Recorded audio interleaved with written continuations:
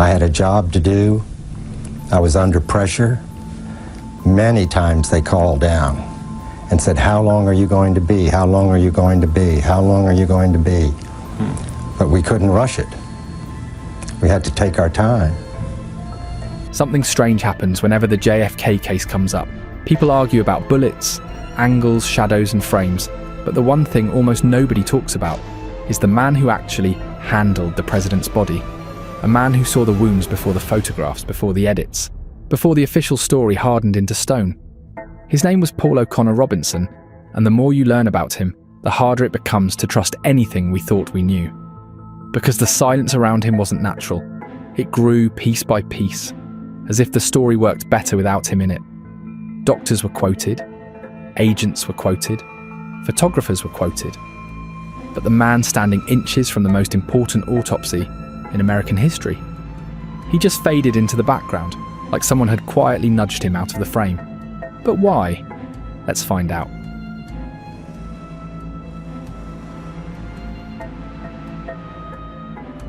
You know how some people move through the world without noise or spotlight, but everything about them says they're steady, reliable and built for hard situations?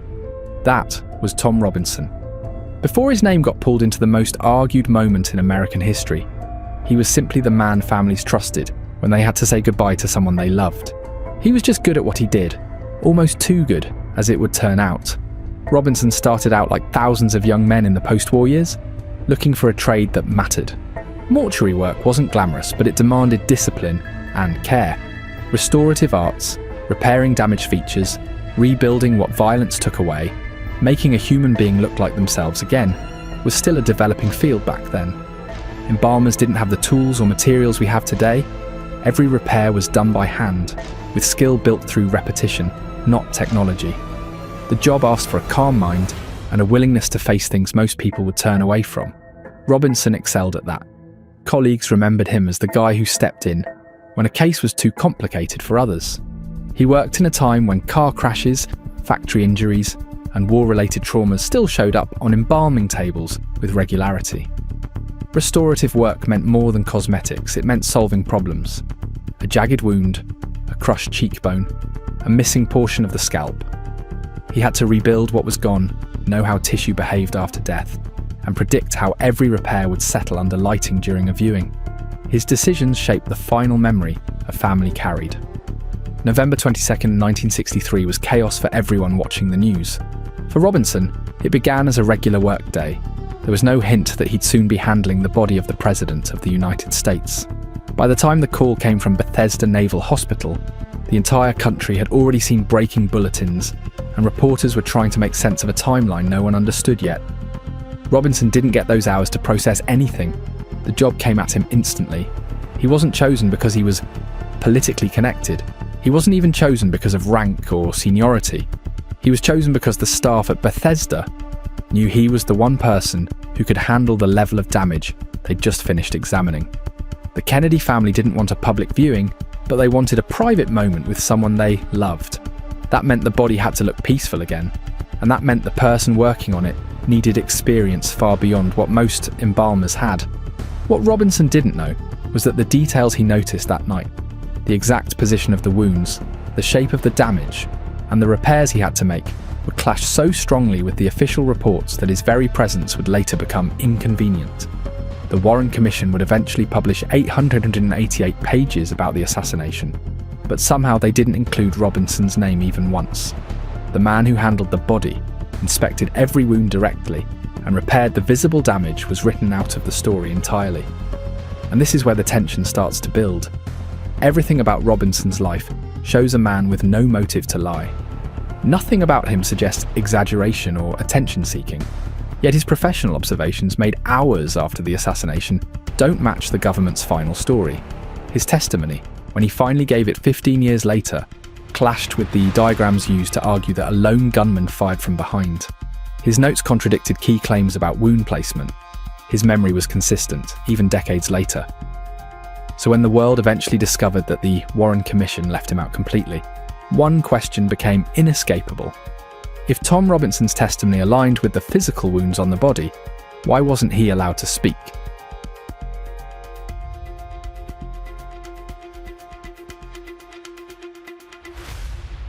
By the time Robinson arrived at Bethesda Naval Hospital, the autopsy was finished, but the air in the room still carried that frozen weight you only feel after something traumatic has unfolded. Staff members were moving slowly, quietly, almost mechanically, as if no one knew what to say out loud. The smell of surgical disinfectant still clung to everything. Tables, instruments, sheets, everything looked like the ending of a long, desperate attempt to understand what had happened in Dallas. Robinson didn't need anyone to brief him. His work always began with observation, and what he saw when he approached the body told him everything he needed to know. The president had suffered violent trauma to the head. There were incisions from surgical procedures, cuts made during the autopsy, and the usual emergency marks from Parkland Hospital. But the defining feature, the one thing impossible to ignore, was the massive defect at the lower right rear of the skull. He had worked on countless gunshot victims over the years, and he knew the difference between an entrance wound and an exit wound. Entrance wounds were small and clean. Exit wounds were not. This one was a blowout. Rough, wide, and missing bone. The type of wound that instantly tells an embalmer how much work will be needed just to make a face presentable to a grieving family. This was the wound he would spend the most time repairing. What struck him wasn't speculation about ballistics. It was the obvious physical reality right in front of him. The blowout wasn't above the ear, where later official drawings would place it. It was lower, toward the back. It was the kind of defect that would be impossible to confuse with anything else if you were standing over the body. Then there was the smaller wound at the hairline, the one near the right temple. It wasn't the type of wound the public ever learned about, but it mattered to Robinson because embalming fluid can leak through small openings if they aren't sealed. He had to plug it with wax so the fluid wouldn't escape during the preparation process. That meant he handled the wound directly, pressed into it, observed its shape and knew its size. Later, when he testified under oath, he called it a likely entry wound. Not because he was theorizing about shooters or motives, but because morticians worked with entry wounds all the time. The characteristics were familiar. The placement matched what he saw with his own hands. Then came the back wound.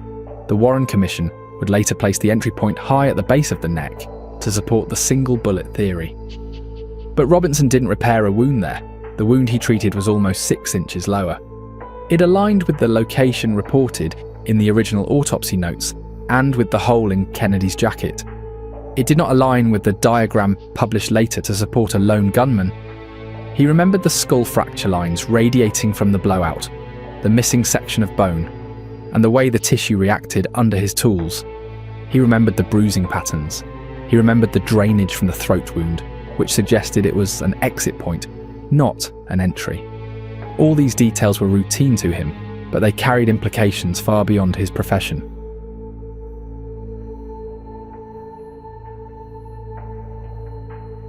Restorative work in the early 1960s wasn't as advanced as it is today. There were no computerized tools, no advanced fillers, no digital visual references. Everything came down to skill, steady hands, and a kind of craftsmanship most people never think about. Robinson had been trained in this world long before November 1963, and the people who hired him always trusted that he worked with accuracy, not guesswork. That mattered tonight more than ever. His work almost always started with observation. Before touching anything, he traced the injuries with his eyes, following the shape and direction of each break, each tear, each entrance point. With JFK, those first minutes carried more truth than any later investigation. A massive blowout at the rear of the skull, wide enough that he could see inside the cranial cavity.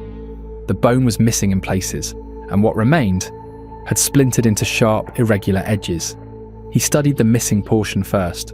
The back of the head needed structural rebuilding to restore shape, because without it, nothing else would hold. He used everything in his toolkit: wax, plaster-like materials, setting powder, flexible adhesives to rebuild the curve of the skull. Restorative artists often describe this step as sculpting more than repairing, and that's exactly what it was. He shaped layer by layer, smoothing the edges, matching the natural slope of the head. He followed the same anatomical lines he'd memorized during training, but the wound forced him to invent solutions as he went.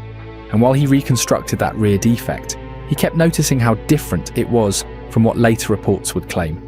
The official diagrams eventually placed the major head wound high on the right side, above the ear. but his hands were working several inches further back, low on the skull, in a spot no official diagram gave serious attention. Once the rear section held its shape, he moved to the forehead. The forehead wound was small, almost surgical in appearance, but clearly not the result of any medical procedure. It sat just inside the hairline, neat and round, the sort of entrance point he'd seen many times on gunshot victims. Morticians in the 1960s dealt with firearm wounds regularly, so he didn't need theories. Next came the lower back wound. Robinson always remembered this one because its location didn't match the placement drawn later in official diagrams. When he saw it, the entry sat low, too low to match the single bullet theory that required it to be higher. The wound aligned with the holes later found in the jacket and shirt. That clothing evidence supported Robinson's memory, not the Warren Commission's diagrams. But again, he wasn't trying to make a political point. He simply needed to treat the wound so nothing leaked, nothing shifted, and nothing drew attention during the viewing. He cleaned the area first. Embalming fluid sometimes escaped from back wounds during preparation, so he sealed it with a mixture strong enough to hold under pressure. Then he applied a thin layer of wax, blending the edges into the surrounding skin. Unlike the head wounds, this repair didn't require heavy reconstruction. It just needed accuracy. The placement had to be exact, the texture consistent, and the colour matching the rest of the torso. Beyond the ballistic injuries were the surgical alterations made during the autopsy. The Y-shaped incision from the chest downward, the skull cut from the craniotomy, and the areas where saws and scalpels had opened the body. These were standard procedures for medical examiners, but they created visual challenges for morticians. Robinson stitched what he could, reinforced tissue where needed, and used mortuary putty to fill gaps left by bone removal. The head reconstruction took the most time, and every moment revealed new details. The skull, fracture pattern, the missing sections of bone, the direction of the blowout, they all suggested a path that didn't mirror the official explanation. What made his perspective different from the doctor's wasn't expertise, it was proximity.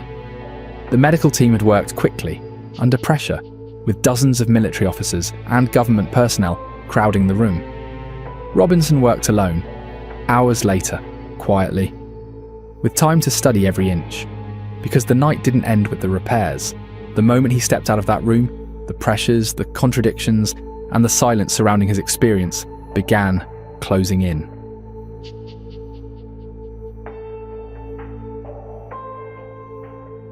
To understand why Robinson never sat before the Warren Commission, you have to look at how that investigation was built. Most people think the commission began with an open question: what happened in Dallas? But the evidence points to something different. The framework was set early, almost immediately. One shooter, one rifle, one direction. Everything inside the report had to support that outline. Anything that disrupted it was pushed aside, ignored, or replaced with interpretations that kept the structure standing. And Robinson, without meaning to, carried information that threatened those conclusions. There was also a strategic element. The commission leaned heavily on summaries and interpretations provided by select experts, people who could explain wounds in a way that aligned with the existing theory. Morticians, however, don't interpret. They describe what they worked on. There's another layer that often gets overlooked. Oswald died 2 days after JFK. That changed everything.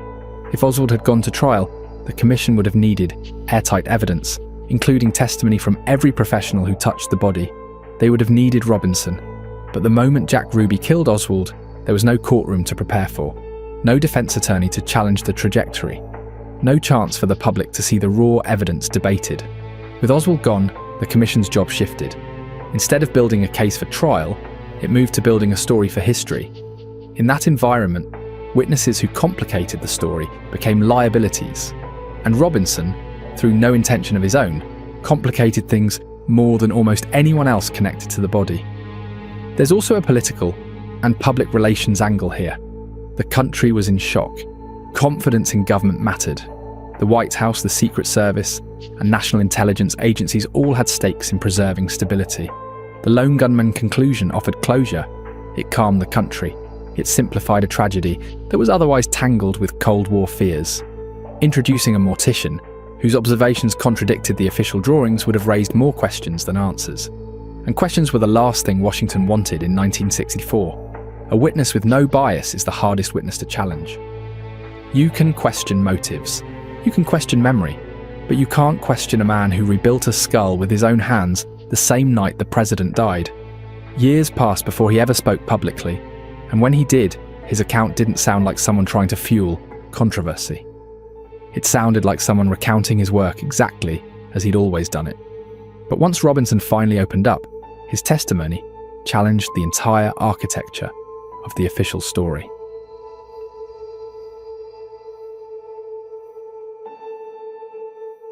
The moment Robinson walked into the hearing room in 1978, the atmosphere shifted. There was nothing dramatic about him. He looked like someone who'd shown up after years of silence simply because a committee asked him to.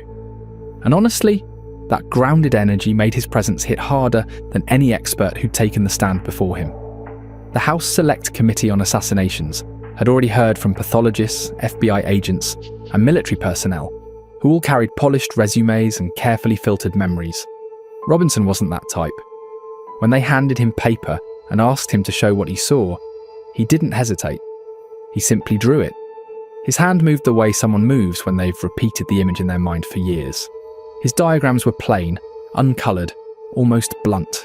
And yet, those basic lines instantly caused tension in the hearing room, because they told a story the earlier government narrative had spent years avoiding. The most striking part was how aligned he was with the medical staff from that night.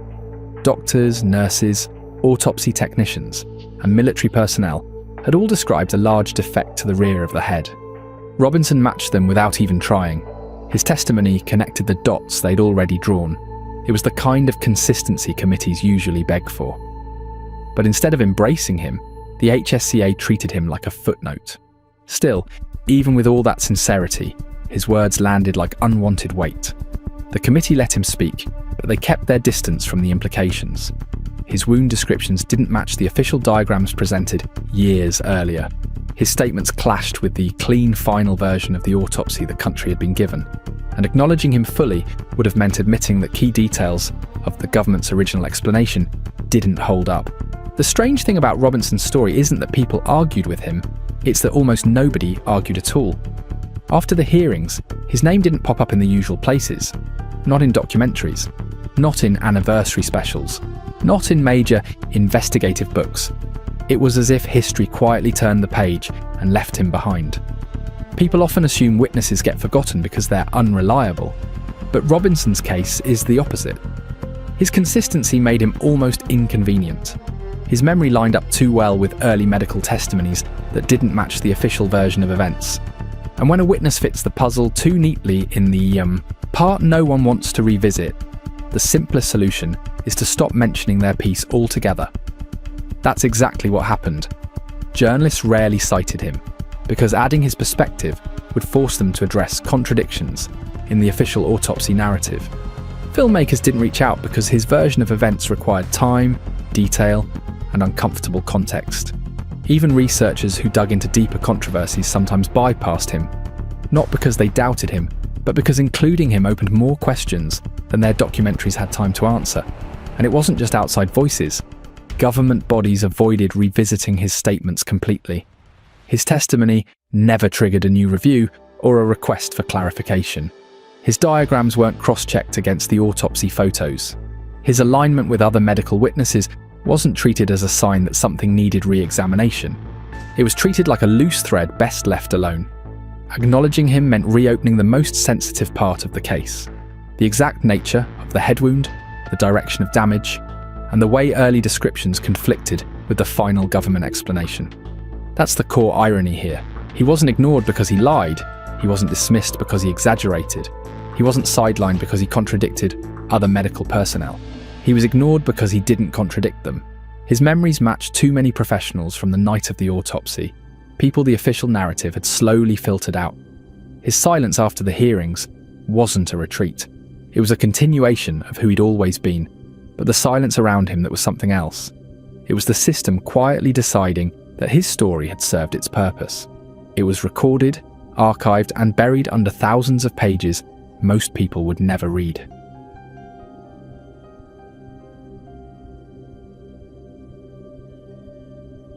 The turning point in Robinson's story doesn't come from emotion or speculation. It comes from something much harder to dismiss: the physical evidence that still survives. When you start lining up Robinson's statements with the autopsy face sheet, the clothing, the x-rays, and the earliest medical testimonies from Parkland, something surprising happens. His descriptions settle right into the centre of it. And that's what makes this part of the story so important. Start with the autopsy face sheet. This document wasn't written by researchers decades later. It was drafted at the autopsy, on the night the body was actually on the table. It marks wound locations the way a map maker marks landmarks. And the first detail that jumps out is the location of the head defect. The face sheet places the major opening toward the lower right rear of the skull, not high on the top, not on the side, but low and behind.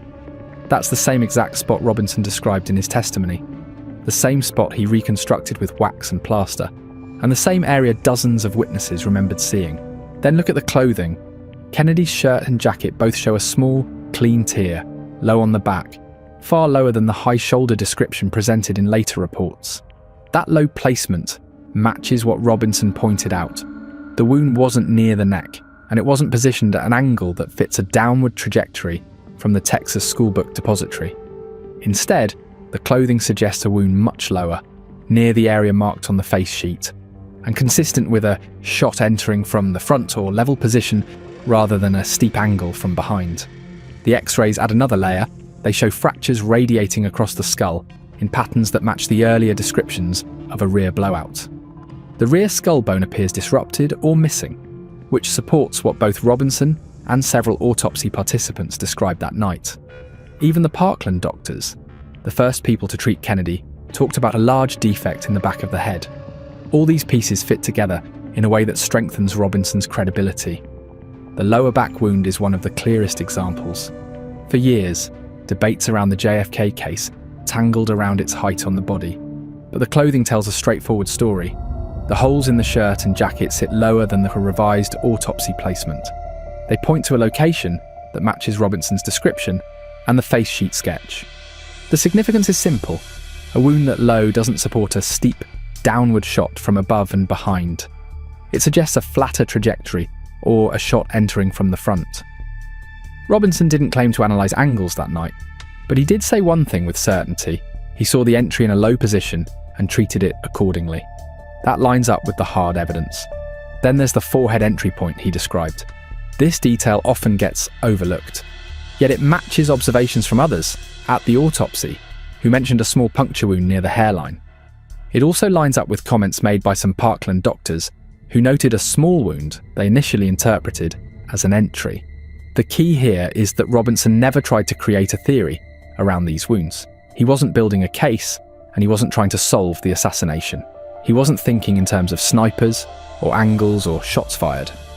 This is where Robinson's absence from the Warren Commission becomes even more meaningful. His testimony would have forced them to confront the physical details they were trying to reinterpret, through diagrams rather than photographs. His presence would have introduced contradictions the Commission wasn't prepared to resolve. By excluding him, the case stayed simple.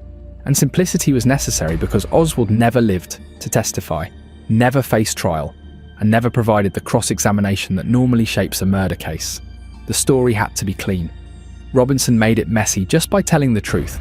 When historians talk about the greater mystery of the Kennedy assassination, they often focus on conspiracies, motives, and political tensions. But Robinson's testimony pushes the mystery in a different direction.